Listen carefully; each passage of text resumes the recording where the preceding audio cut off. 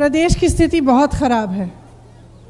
आप सब जानती हैं कि ज़्यादा से ज़्यादा जो संघर्ष है वो महिला करती है।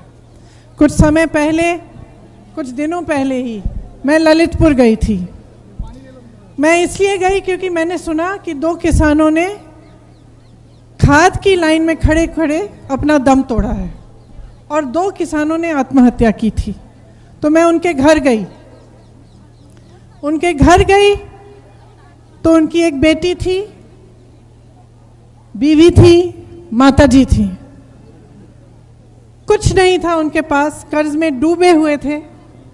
खाद की लाइन में खड़े खड़े न खाना मिला न कुछ मिला। घर नहीं आ पाए क्योंकि उन्होंने सोचा कि अगर खाद लाइन छोड़ेंगे तो एक बार लाइन छूट जाएगी तो खाद नहीं मिलेगी। अच्छी बारिश आई थी पहले, उन्होंने सोचा कि थोड़ा संघर्ष करें। संघर्ष करते करते वहाँ पे उनकी मृत्यु हुई।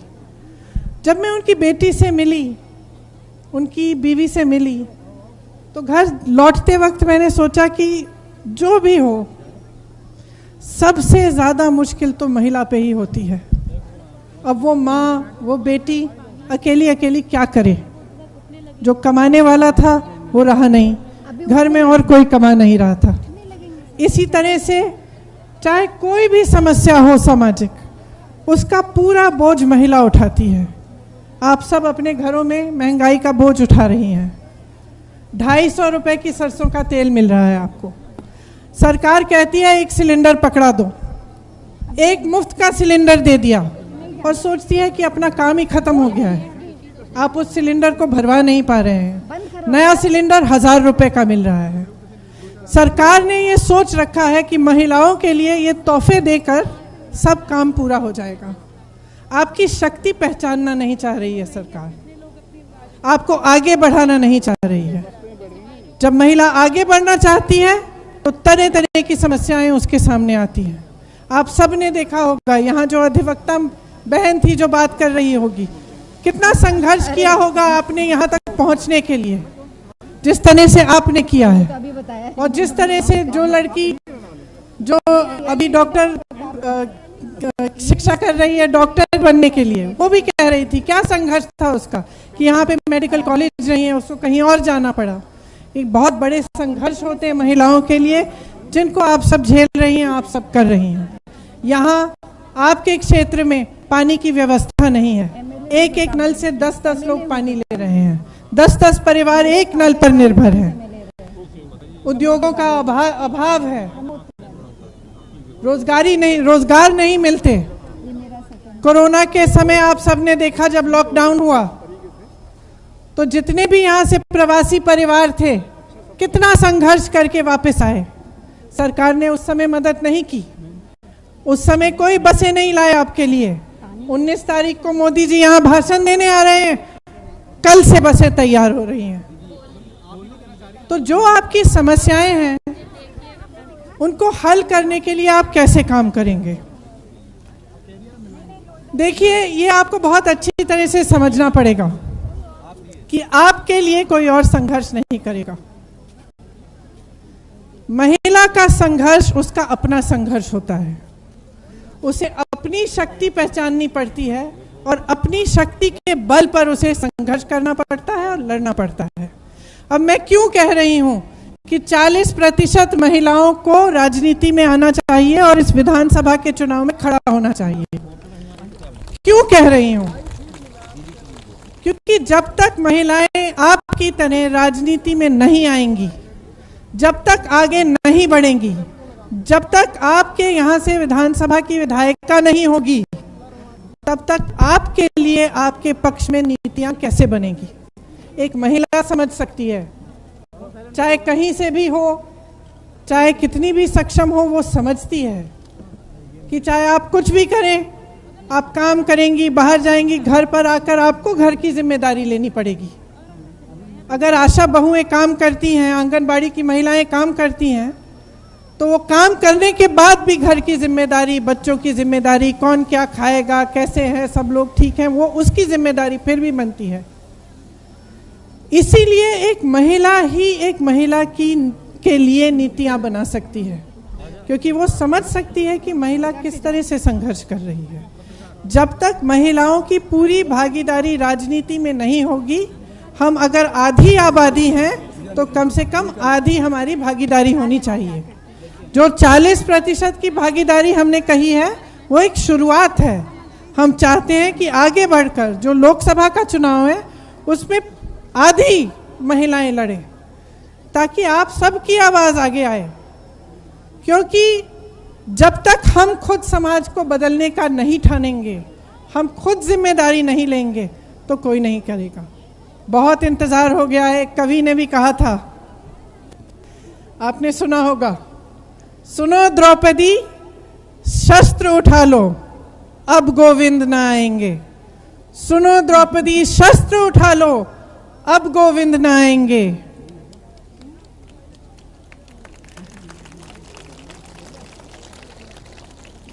कब तक आस लगाओगी तुम, कब तक आस लगाओगी तुम बिके हुए अखबारों से, कब तक आस लगाओगी तुम बिके हुए अखबारों से।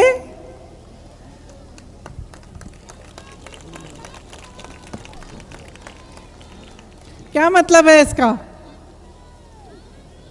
इसका मतलब है कि तुम्हारी लड़ाई लड़ने के लिए कोई नहीं आ रहा है। तुम कब तक आस लगाओगी कि तुम्हारी आवाज कोई और उठाएगा? कैसी रक्षा मांग रही हो, कैसी रक्षा मांग रही हो दुशासन दरबारों से। मतलब कि तुम कैसी रक्षा मांग रही हो उन लोगों से जो तुम्हारी रक्षा करेंगे ही नहीं, जो तुम्हारा अत्याचार कर रहे हैं, जो तुम्हारा शोषण कर रहे हैं।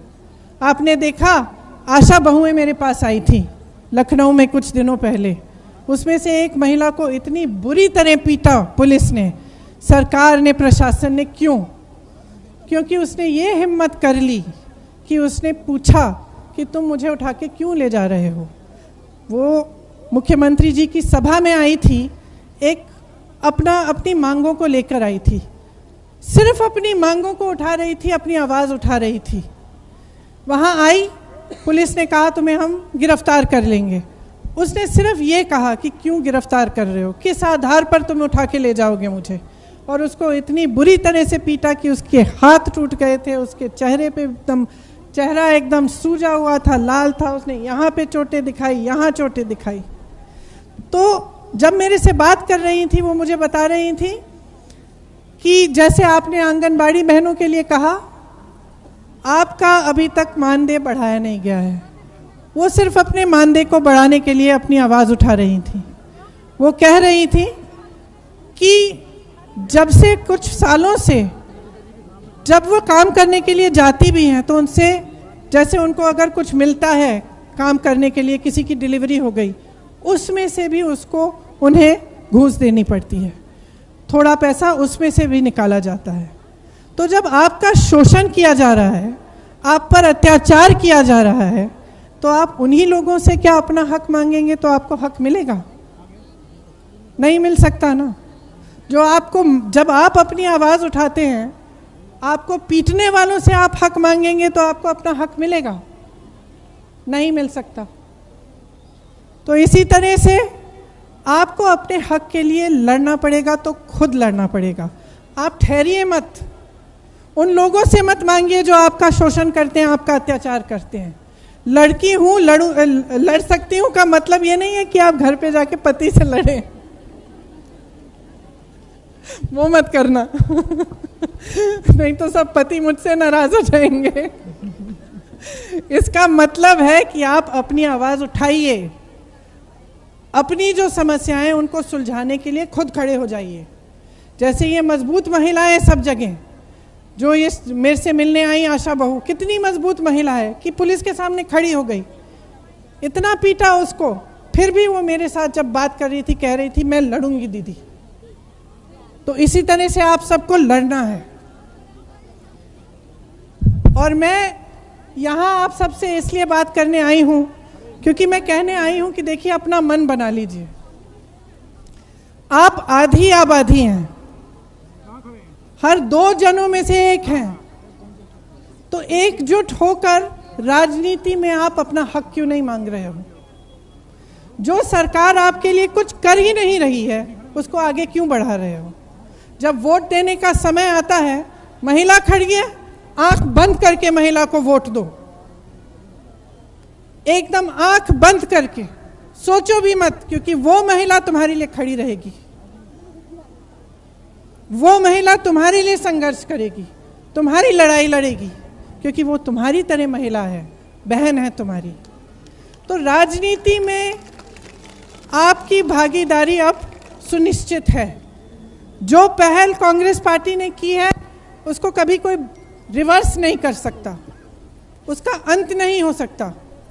अगर इस बार 40% महिलाएं लड़ेंगी, हो सकता है कुछ महिलाएं सक्षम हो, जीत जाएं, कुछ महिलाएं नहीं हो, जीत न पाए, लेकिन लड़ेंगी। और लड़ने से एक बहुत बड़ा बदलाव आएगा समाज में और राजनीति में, क्योंकि वही महिलाएं अगली बार फिर से लड़ेंगी, और अगली बार जब लड़ेंगी तो और भी ज़्यादा सक्षम होकर लड़ेंगी, और कोई ऐसा राजनीतिक दल नहीं होगा जो उनको रोक पाएगा। सबको यही पहल करनी पड़ेगी, आगे जाकर सबको महिला का हक देना पड़ेगा। इसीलिए आप समझ लीजिए कि ये जो हमने ये पहल की है, ये कितनी महत्वपूर्ण है, एक हल्की चीज़ नहीं है। इसमें आपका हक और आपकी लड़ाई है। यहाँ हमने आई नीड माई ग्लासेस, यहाँ एक हमने प्रतिज्ञा पत्र बनाया है। इसमें हम क्या क्या कहना चाह रहे हैं, देखिए, कुछ तो ऐसी प्रतिज्ञाएं हैं, इस तरफ भी आ जाती हूँ, कुछ तो ऐसी प्रतिज्ञाएं हैं जो महिलाओं के लिए और पुरुषों के लिए, दोनों के लिए हैं, लेकिन इससे फायदा आपका भी बहुत होगा। पहले मैं वो पढ़ लेती हूँ। तो किसानों का पूरा कर्जा माफ करेंगे, गेहूं और धान 2500 में खरीदा जाएगा, और गन्ने का किसान 400 रुपये पाएगा। आपकी बड़ी बड़ी बिजली के बिल आते हैं, काफ़ी बहनों ने मुझे बताया कि बिजली नहीं आ रही है लेकिन बिल ज़रूर आ रही है। तो जो बिजली की बिल है उसको, सब बिलों को हम हाफ कराएंगे। कोरोना काल में जो बकाया था, खास तौर से जो छोटे छोटे व्यापारी हैं, छोटे दुकानदार हैं, कोरोना काल में उनको बिजली की बिल फिर भी भरनी पड़ी, लेकिन काम धंधा बंद हो गया था, तो उनके लिए हम पूरी तरह से वो बिजली बिल माफ कराएंगे। कोरोना की जो आर्थिक मार थी, जो सबसे गरीब परिवार हैं, जो सबसे ज़्यादा कोरोना से प्रभावित हुए, जिनकी आमदनी प्रभावित हुई, उनके लिए 25,000 रुपये दिए जाएंगे। 20 लाख सरकारी रोजगार हम बनवाएंगे, जिसमें से हम चाहते हैं कि 40% महिलाओं को जाएं।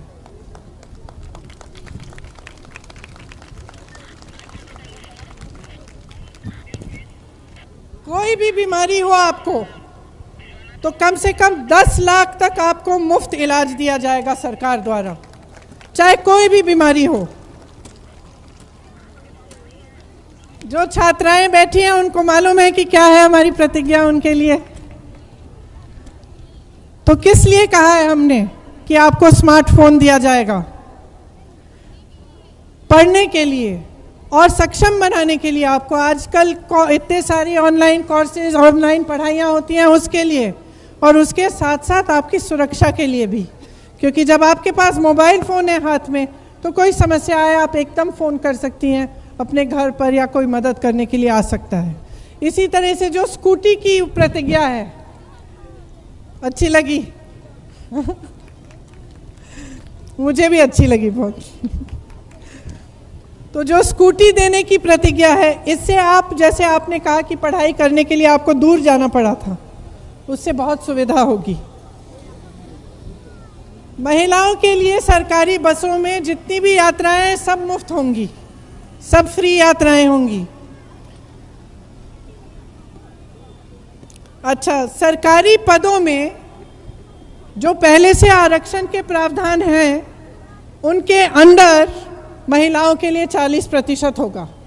इसका मतलब है कि आपको रोजगार 40% मिलेंगे, लेकिन जो पहले से प्रावधान है आरक्षण के, उसके भीतर मिलेंगे। विधवा के पेंशन मुझे बहुत महिलाओं ने कहा कि आजकल पेंशन बहुत ही कम मिल रहा है, तो विधवाओं का जो पेंशन है उसको हम 1,000 रुपये तक बढ़ाना चाहते हैं। जो आशा बहुएं और आंगनवाड़ी बहनें हैं उनके लिए हम 10,000 रुपये का मानदेय न्यूनतम हम देना चाहते हैं। तो आपको 10,000 रुपये का मानदेय मिलेगा और उसके अलावा जो आप डिलीवरी करने जाएंगी, जो आप काम करने जाएंगी, उसके ऊपर मिलेगा। अच्छा, प्रदेश में हम हर ज़िले में हम 75 ऐसे पाठशाला बनाना चाहते हैं जो केंद्रीय विद्यालय की तरह होंगे, लेकिन सिर्फ महिलाओं के लिए होंगे। और उसमें आपको सिर्फ पढ़ाई नहीं, लेकिन अलग अलग हुनर भी सिखाए जाएंगे और आपको तैयार किया जाएगा कि आप अच्छे अच्छे रोज़गार आपको मिल पाएँ और आप आगे बढ़ पाएँ। तो ये हमारी प्रतिज्ञा है महिलाओं के लिए।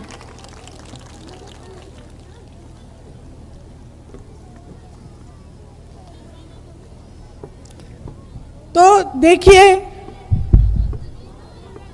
मैं 1.5 सालों से यूपी में काम कर रही हूँ।